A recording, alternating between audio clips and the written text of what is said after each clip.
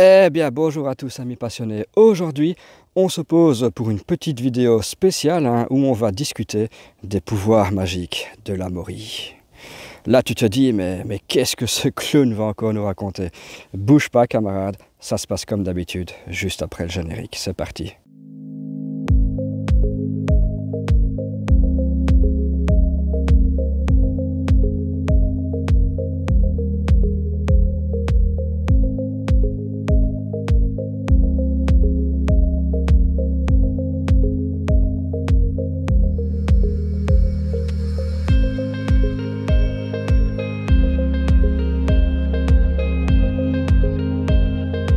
Est-ce que vous vous souvenez, l'an passé, sur ma série entamée à propos des légendes des anciens? Bon, je n'ai encore fait à l'heure actuelle qu'une seule vidéo, mais c'est parce qu'en fait, je collectionne au fil du temps les images qui me permettront de réaliser et les sortir évidemment au bon moment.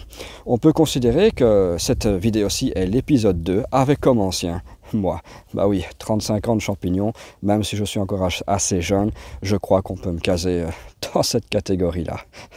Je te le dis déjà, aujourd'hui, dans cette vidéo, je vous raconte ma vie et vous livre quelques anecdotes. Tu ne verras donc aucune morie. Donc, si tu n'aimes pas ce genre de concept, tu peux évidemment disposer, il n'y a aucun souci.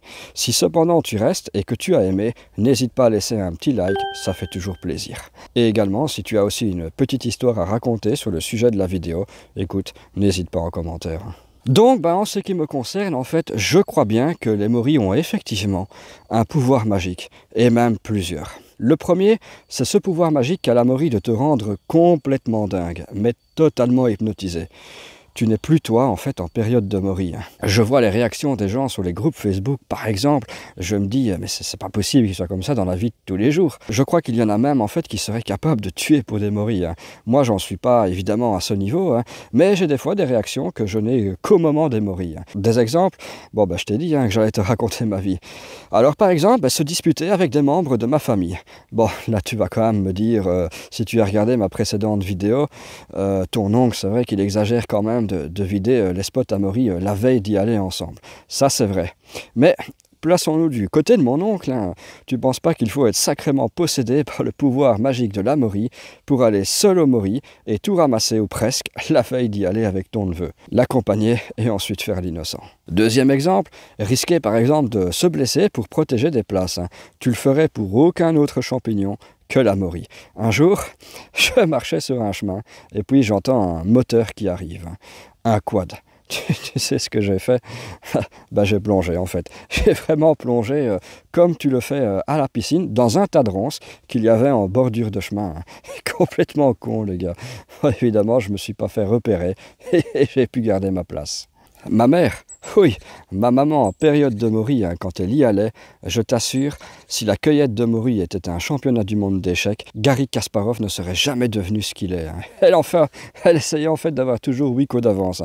Oui, mais si telle personne a été tel jour, que telle autre personne a été tel moment, parce qu'il y avait une brocante là, et en plus, la fois passée, elles étaient comme ça. Donc du coup, si on va à ce moment-là, oh là, maman, on y va mercredi. Est-ce que je te raconte la fois où j'ai imité le loup pour essayer de faire déguerpir 2 personnes qui venaient vers moi? Ah oui, je vais te la raconter. Donc j'étais occupé à ramasser des moris sur une de mes tâches et je vois 2 espèces de citadins, un couple comme ça, bien habillés, comme ça, avec chacun leur beau panier en osier, qui arrivent vers moi et clairement, j'avais pas envie qu'ils chopent ma place au Maury. Et donc du coup, j'ai imité la grosse bête sauvage. Alors du coup, hop, ils se sont écartés comme ça, et j'imagine qu'ils ont été voir ailleurs, qu'ils ont un peu pris peur.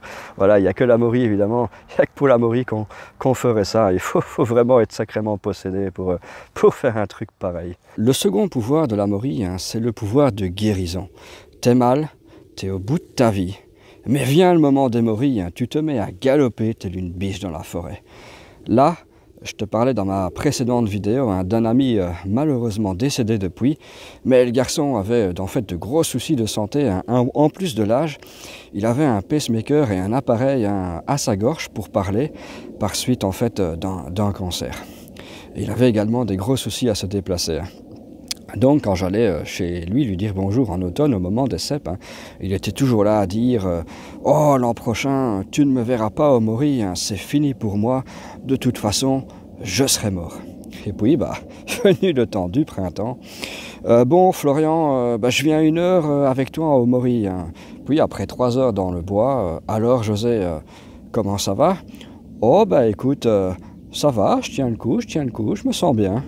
Deuxième anecdote, t'es là le dimanche matin, en fait, tu joues ton match de foot de 10 h à midi, comme ça, tu joues tout ton match.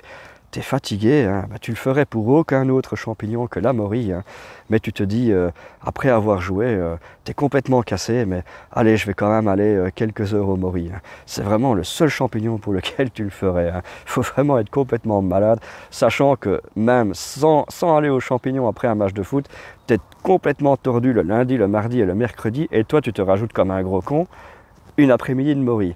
Je te dis pas comment t'es le reste de la semaine. Hein. Voilà, ça c'est la magie de la Maury. Troisième pouvoir, hein, et tu l'as sans doute vécu également à plusieurs reprises, hein, cette caractéristique qu'a la Maury de se foutre complètement de ta gueule en contrecarrant souvent toutes tes théories. Karine Lacombe sort de ce corps. T'es là, tu te dis, ok, si c'est comme ça, là je vais faire 10 Maury. T'arrives, paf, tu trouves rien. Place suivante, si c'était comme ça là, sans doute qu'il n'y aura rien, mais comme on est des professionnels, allez, j'y vais. Paf, 15 Maury. Tu veux savoir mon plus gros bad game, hein, on va dire ça comme ça. Il y a en fait quelques années, hein, j'étais là, je téléphone à mon coéquipier. Oui, allô, Pascal, on va au Maury ce samedi, il y en a pas mal, là, j'en vois pas mal, elles sont petites. À mon avis, elles auront poussé d'ici samedi, hein, et prends ma mère avec, hein, s'il te plaît, ça lui fera plaisir. Samedi, ils arrivent, hein, paf, 500 grammes de Maury, 200 km aller, 200 km de retour, alors que moi je pensais qu'on allait faire 5 kilos. Ça c'est comme ça, c'est la magie des Maury. Quatrième pouvoir, et là on devient sérieux. On a fait ça pour l'instant sous le ton de la rigolade. Hein. Là on se calme, on se pose, hein, parce que c'est du lourd.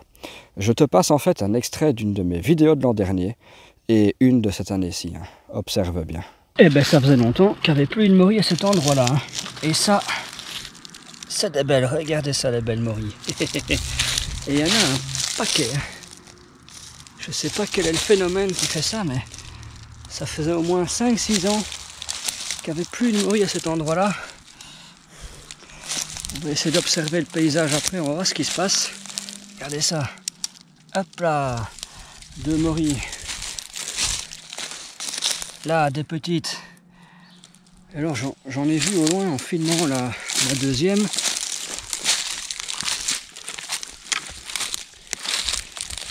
Ah ça faisait sacrément longtemps. Regardez ça. C'est cela, je pense.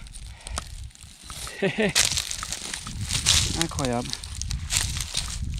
On n'aurait pas d'autres, sans doute. Je vais faire toute la zone. Oh, excellent. Eh ben dis donc. Dis donc. Tout est mis à blanc. Qu'est-ce que vous voulez que je vous dise? Ah là là là là là là là là là là. Est-ce que tu vois le lien entre les deux vidéos? Non. En fait, figure-toi que tout ça se passe exactement au même endroit. Tu vois à quel pouvoir de la Maury je veux parler, hein? Non, toujours pas. En fait, il n'y avait rien qui prédestinait ces épicéas à être coupés. Absolument rien. Ils étaient encore petits, hein, alors certes un peu scolités, hein, mais comme partout en fait. Hein. Et pourtant, c'est comme si les Maury savaient 1 an à l'avance qu'il allait se passer un truc.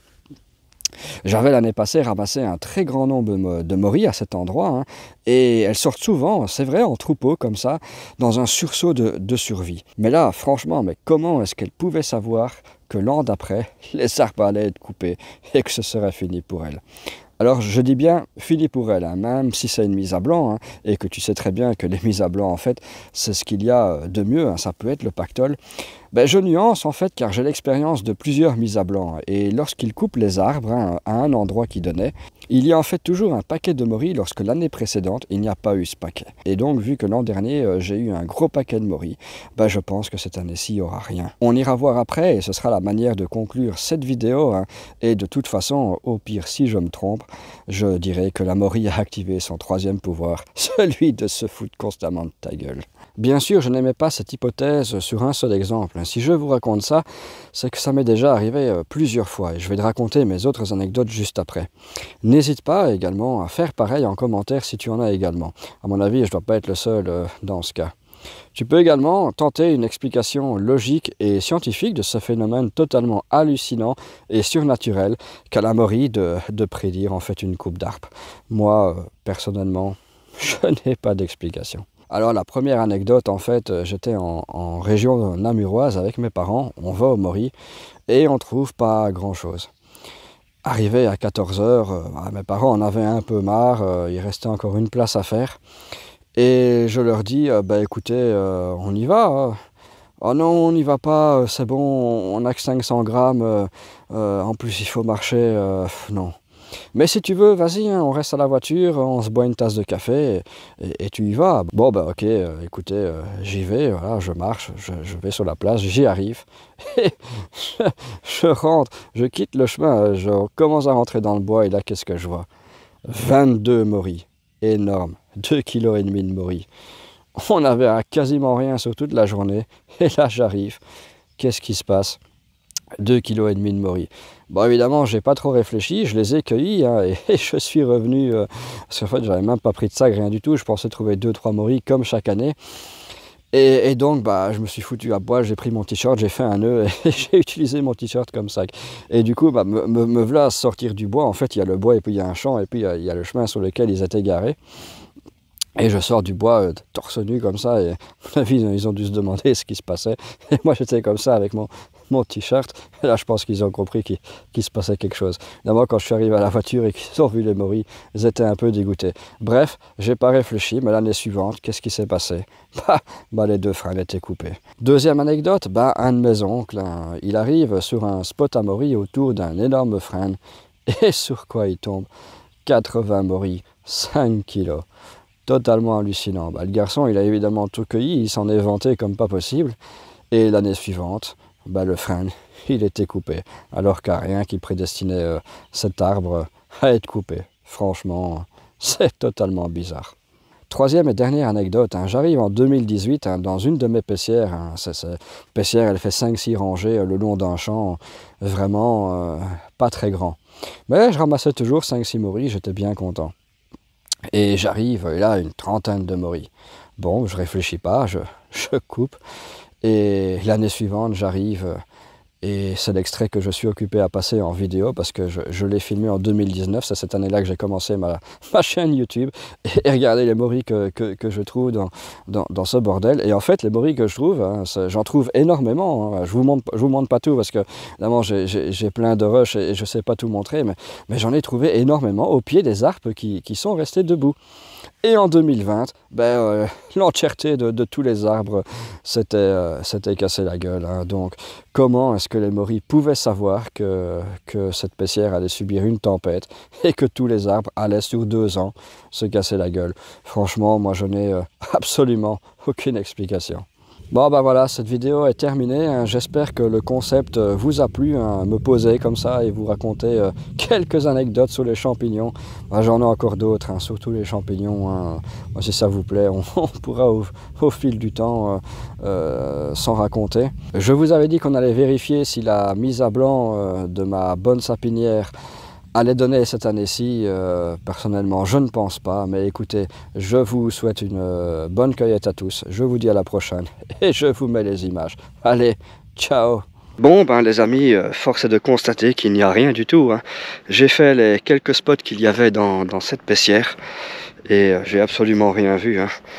Peut-être que la mise à blanc est encore trop jeune, hein, puisqu'ils viennent de la faire en fait. Qui sait, l'année prochaine, il y en aura peut-être. Je pense pas, mais on verra. Je pense pas. Regardez, les orties sont déjà occupées à pousser, donc j'imagine que tout ça, ce sera recouvert de broussailles. Et donc, à mon avis, les carottes sont cuites. Allez, nous on se retrouve pour les moris communes. En attendant, bonne cueillette à tous et à la prochaine. Ciao!